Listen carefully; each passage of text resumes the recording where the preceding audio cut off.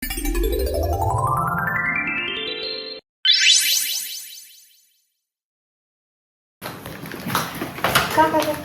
boleh salah satu contoh kasus pelanggaran kode etik penerjemahannya nggak kak? Soalnya kakaknya kayak kelihatan etika profesi banget gitu.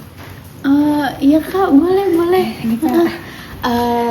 Dari contoh yang aku tahu kali ya kak, contohnya Willy Ramirez kak. Oh, tapi kayaknya jangan di sini nggak sih kak? Kita lanjut aja ke Prof, no secret.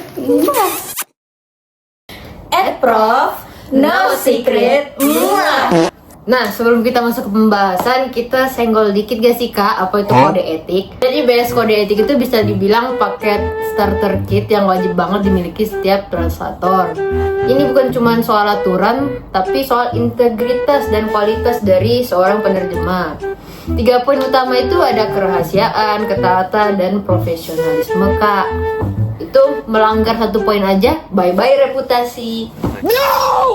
Oke, kita masuk ke main topik nih, drama pelanggaran.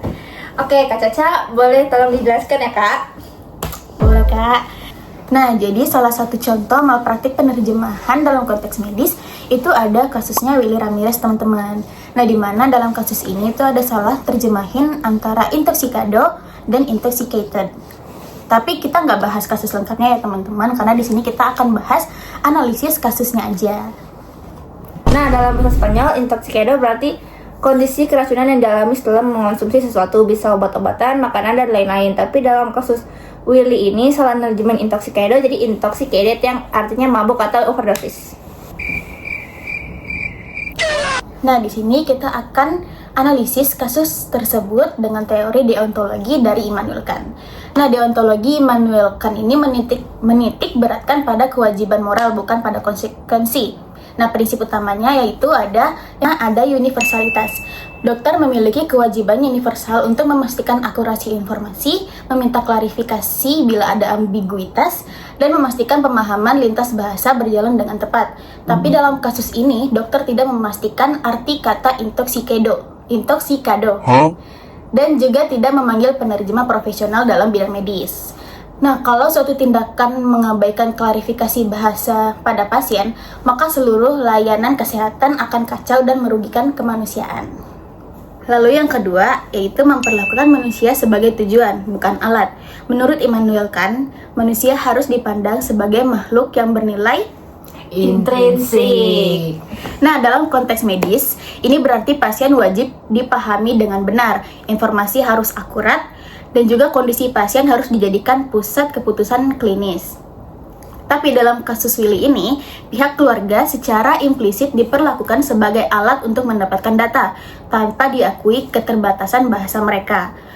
Dokter di sini juga mengabaikan kebutuhan mereka untuk penerjemah, di mana mereka tidak diperlakukan sebagai subjek yang rasional, yang pantas mendapatkan komunikasi yang efektif, dan berprasangka bahwa intoxicado sama dengan overdosis, yang menunjukkan reduksi pada stereotip, bukan penghormatan terhadap martabat pasien.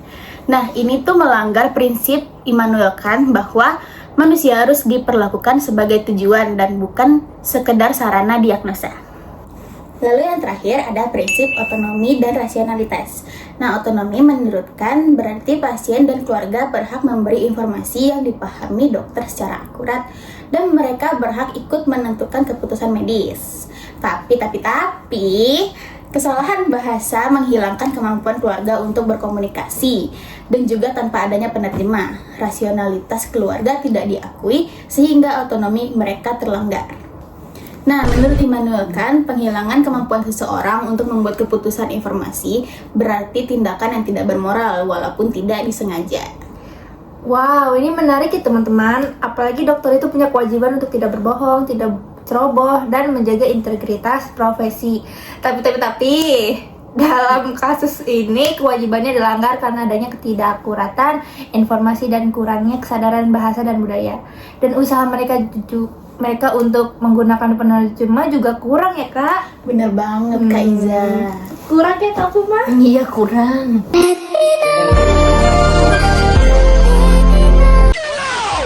Dan ya sahabat, jadi itu dia pembahasan kita tentang malpraktik penerjemahan.